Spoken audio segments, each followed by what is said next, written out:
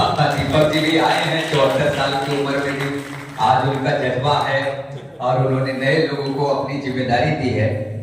तो I can की सोच ही यही है, जो मैं बात अपने समूह के साथ आप सबसे मैदान में कर रहा था।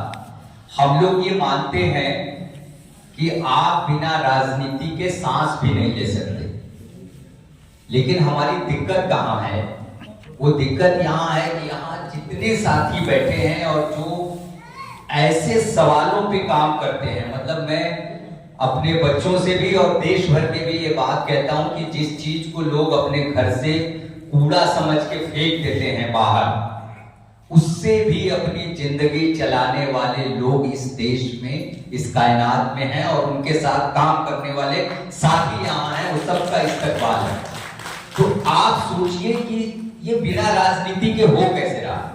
तो हमारा जो संगठन है या समूह है, जो अभियान है, वो बेसिकली इसी बात पे काम करता है कि आप चाहे कोई फंडिंग नेटवर्क हो, चाहे आप कोई एनजीओ हो, चाहे आप कोई सामाजिक जन संगठन हो, यूनियन हो, आप एक राजनैतिक काम कर रहे हैं। सिर्फ चुनाव के समय आप चुनाव के लिए कोई अभियान चलाएंगे, ऐसा करने से जो लोग कभी इन मुद्दों पे काम नहीं करते हैं, जिन सवालों पे आप लड़ते हैं, वो लोग चुनाव के समय दिख रहे हैं। जैसे आजकल बाबा लोग और अक्षत और आरती दिख रही है, वो इसीलिए कि आप अपनी राजनीति को, अपने को राजनीतिक नहीं कहते हैं। तो हमारी ये बिल्कुल पक्की समझ है कि अगर आप कहीं किसी बस्ती में स्कूल चलाते हैं, उन बच्चों को पढ़ाते हैं, तो उन बच्चों को पढ़ाने के साथ उन परिवारों को, उन माँ बाप को ये बताना जरूरी है कि शिक्षा पाना और देना सरकार का हक है।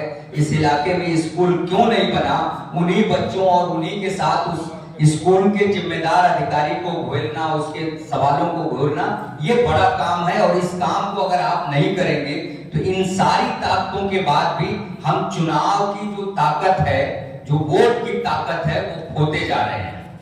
तो इसलिए हम सब ने ये सीखा है। आपने देखा होगा कि आजादी के बाद हमने तो अपने बच्चों को ले आके दिखाया। किसान आंदोलन में हम लोग थे, गिरफ्तारियां हुई, जेल गए, मुकदमे हैं, कि आजादी के बाद का देश का और दुनिया में सबसे बड़ा आंदोलन किसानों का हुआ। दिल्ली को 13 महीना लोगों ने घेर के रखा और 700 लोगों ने अपनी जान दी। लेकिन उसमें कमी क्या थी? ये भी थे, हमारा अपना WPC का भी वहां एक पूरा हम लोगों का वो लगा हुआ था। हमारी उनसे रोज झगड़े होते थे जब वो कहते थे कि ये इस राजनीति के लोग इस पे नहीं आएंगे, राजनीतिक नहीं है। और जो चीज राजनीतिक नहीं होती है वो कोई भी अपना असर नहीं रखती है। इतने ऐतिहासिक आंदोलन ने देश की राजनीति को बदलने में कोई असर नहीं रखा।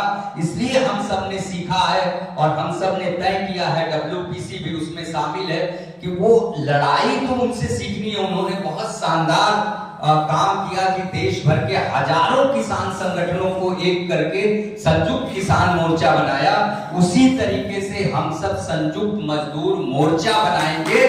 और लेकिन ये सिर्फ उनकी तरह से नहीं कि हमारा राजनीति से कुछ लेना देना नहीं है, कोई राजनीति वाला हमारे मंच पे नहीं आएगा, वो एक अलग बात है, कि पार्टी वाला मंच पे नहीं आएगा। राजनीति वाला हम ही राजनीति को, और जब तक आपकी राजनीति में वोट की ताकत को इधर उधर करने की ताकत नहीं आएगी, तब तक आप इस पूरी जितनी मांगे हम लोग यहाँ उठा रहे हैं उसको प्रभावित नहीं कर सकते हैं। हमारे समूह के साथी वसीम भाई हैं, उन्होंने पूरा चार्टर बनाया है बातचीत में, और संयुक्त मजदूर मोर्चा इस पूरे अभियान को WPC जिसके साथ है उसको लेके आगे जाएगा।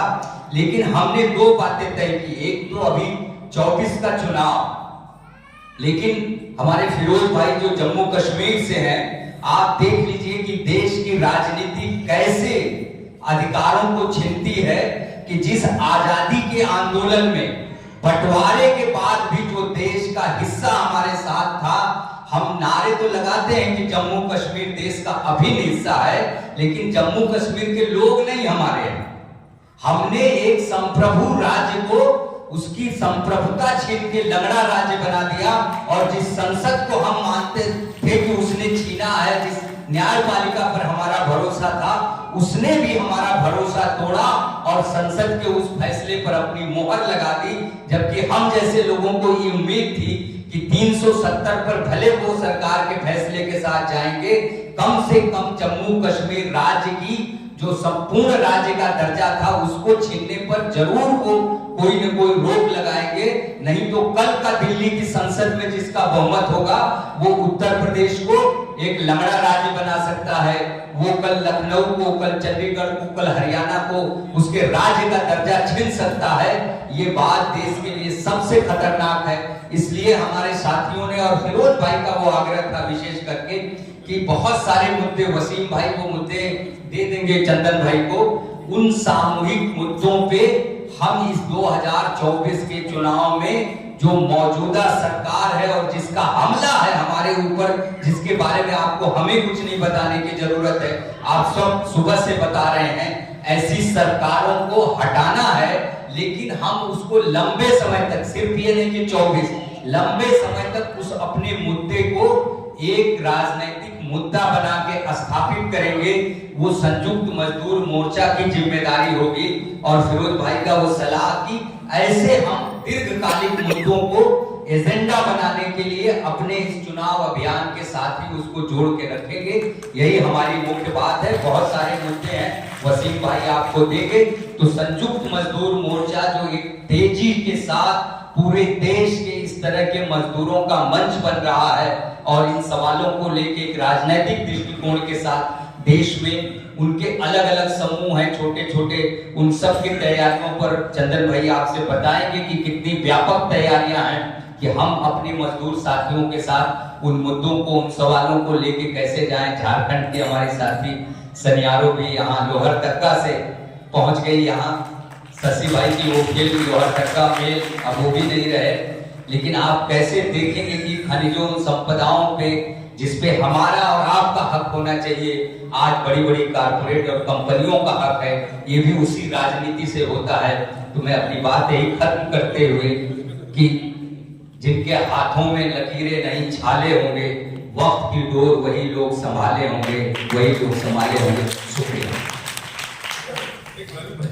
मेरा एक सुझाव यह है कि संयुक्त मजदूर मोर्चा की तरफ से बहुत सारे साथी और मतलब संयुक्त किसान मोर्चा की जो जीत है उसके बारे में पूरा इतिहास है, पूरी दुनिया में लोग जानते हैं उसके बारे में। तो मुझे लगता है संयुक्त मजदूर मोर्चा एक बड़ा स्तंभ अभी बनने जा रहा है और जितने भी लोग जो डब्ल्यूपीसी के साथ, जो लोग डब्ल्यूपीसी के साथ नहीं भी हैं, कोई कंपलसरी नहीं है कि डब्ल्यूपीसी के साथ ही आपको इसको लेके चलना है। लेकिन जो भी साथी संयुक्त मजदूर मोर्चा पे जो आज इस हाउस में बैठे हैं, आप अरविंद भाई से इस मीटिंग के बाद मिल करके उनको नाम लिखवा दीजिएगा। हमारे एक साथी हैं अभय कुमार, कर्नाटक से, वो आज आने वाले थे, उनके पिताजी की तबीयत बहुत सीरियस है, वो आईसीयू में नहीं आ पाए, वरना वही इस बात को रखते हैं। उनके तरफ से मैं एक उनका प्रस्ताव रखना चाहता हूं कि संयुक्त मजदूर मोर्चा के लिए 3 टीम बनी है। एक टीम उसके चार्टर पे काम कर रही है और जो चुनाव, जैसे अभी अरविंद भाई ने कहा कि सिर्फ चुनाव के वक्त हमको चुनाव की राजनीति की बात नहीं करनी है, हमको चुनाव के बाद राजनीति की बात करनी है। तो अभी जो देश में जो हालात है, 2024 के बाद तो लंबी लड़ाई, चुनाव के बाद एक लंबी लड़ाई शुरू होने वाली है। तो ऐसा हम सबका समझना है। तो मुझे लगता है कि एक 3 चीजें हैं, अरविंद भाई साहब कांटेक्ट करें और कंटेंट और जो भी चीजें हैं, एक स्पेशल ग्रुप बन रहा है, जो भी साथी उसमें जुड़ना चाहते हैं उसमें जुड़ सकते हैं। और यही कोशिश है कि जो भी डिमांड्स बनेंगे, जो चार्टर बनेंगे, जो फिरोज भाई का भी जो सुझाव आप दे रहे थे आपको, कम से कम इतना है कि हम जिस भी जगह काम करते हैं, पूरे देश में काम करते हैं, उस तक, हमारे कॉन्स्टिट्यूएंसीज तक, हमारे ग्रुप्स तक वो बातें पहुंचनी चाहिए। तो ये 2 सुझाव अभय जी का था, ताकि वो कंटेंट डिसएमिनेशन, कंटेंट को सर्कुलेट करना, और वो है, और वो डेफिनेटली एक राजनीतिक मजदूरों का जो राजनीतिक जो इंटरवेंशन होगा उसको लेकर के है। तो आप सबका बहुत बहुत स्वागत है, बहुत बहुत धन्यवाद।